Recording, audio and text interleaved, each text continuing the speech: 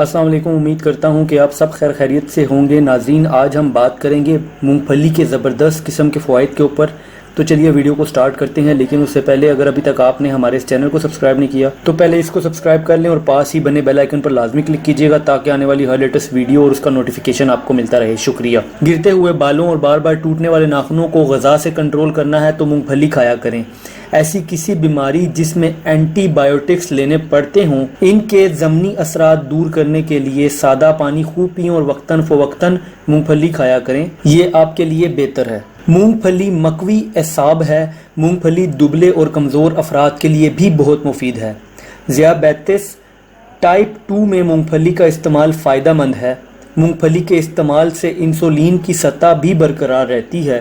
مونگ پھلی میں موجود فولاد خون کے نئے خلیے بنانے میں بھی مددگار ثابت ہوتا ہے۔ باڈی بلڈر اس سے بھرپور فائدہ لے سکتے ہیں۔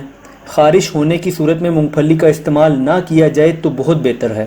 کینسر سے محفوظ رکھنے میں مونگ پھلی ہماری مدد کرتی ہے۔ کچی مونگ پھلی کے بجائے ہمیشہ بھنی ہوئی مونگ پھلی کھائی جائے تو زیادہ بہتر ہے۔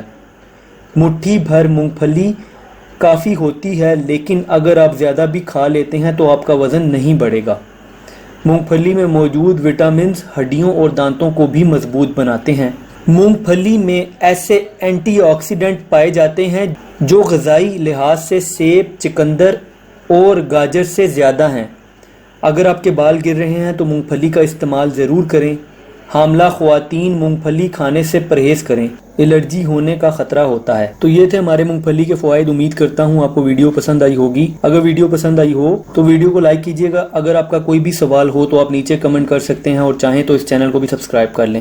اپنا بہت بہت خیال رکھیے گا۔ Thanks for watching. اللہ حافظ۔